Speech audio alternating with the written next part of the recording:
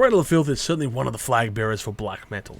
Not innovators, but certainly an influential and recognisable name within that genre after 30 plus years within their field, and they have perfected their image and sound over this time. The Screaming of the Valkyries is the band's 14th album to date, and marks the first record with new members Dani on guitars and Zoe Marie Fedorov on keyboards and backing vocal. This is also the second band that I am currently writing a script on, which was made famous with a breakthrough single in the noughties that aligned to a bit more of a goth metal sound, in reference of course to their smash hit Amphetamine, and what a song that one is. Great way to introduce yourself to the band, highly recommend. Anyway, let's get down to it. Hi people, and hello my Chilling Carnage crew, it's Chilly here, the man with iron in my eyes, and I'm doing a 5-minute reviews on the album Screaming of the Valkyries by Cradle of Filth.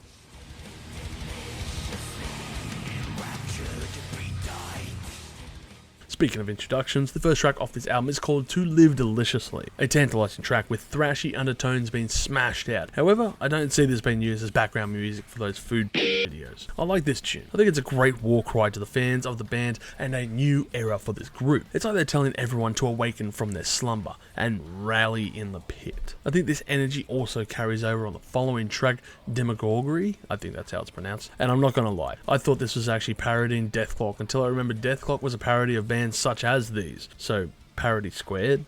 Parodyception maybe? Anyway, really cool song, go listen to it.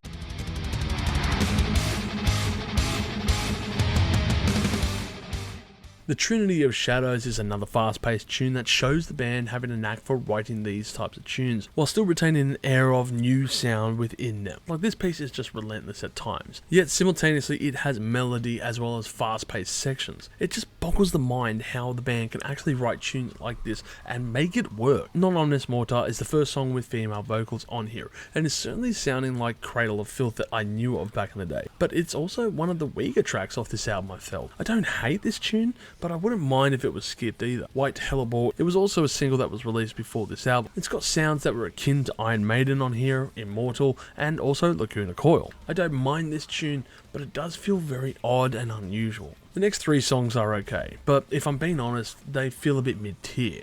They don't quite stand out, but I wouldn't exactly skip them on any kind of playthrough either. Instead, I just want to mention the closing track, When Misery Was a Stranger, which perfectly closes off this album and is a welcome break from the songs before.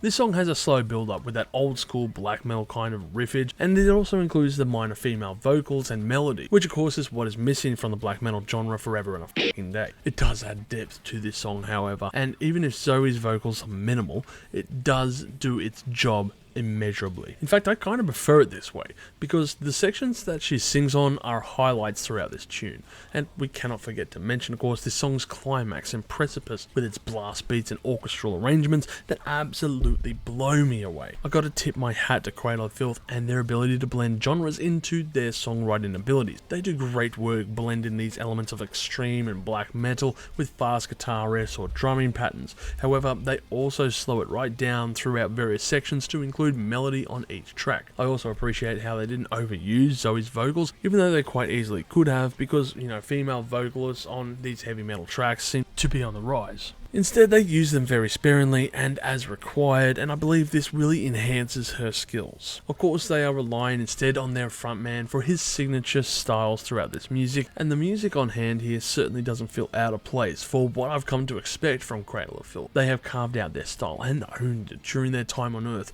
and this album doesn't stray from that path. But don't get me wrong, this is not just some kind of pedestrian effort or general clone copy of previous albums either. It's an album that fans will enjoy because it's made for the fans. No point pulling out the electronic rock sections now, and there are certainly no acoustic instruments to be found. Pump those blast beats when needed, find those epic bass lines, rip the guitar asunder, and hear Dani's signature banshee-like howl. It's Cradle of Filth playing that kind of music that we have come to enjoy over the years. Overall, I'm going to give this album a score of 7.5 million chilies on the spicy scale, with my favourite tracks being To Live Deliciously, Demagoguery, and When Misery Was a Stranger. Considering the age of the band, it's very impressive that they can still pull off these kind of screaming vocals and fast-paced tunes so effortlessly.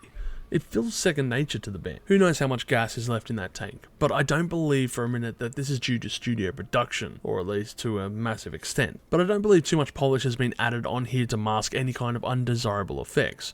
I believe this is a more true and accurate representation for the band. I wasn't quite expecting a masterpiece with this album, but I was left rather gobsmacked by the efforts the band have made. It's definitely worth listening to if you're into this kind of music. If you've enjoyed this content, make sure to smash that like button, subscribe to us, and stay notified for future music related content because it keeps our manager happy at the end of the day. We are also on Discord, Instagram, Facebook, and all those other social platforms if you want to check us out. As always, people, you have a great day and stay spicy.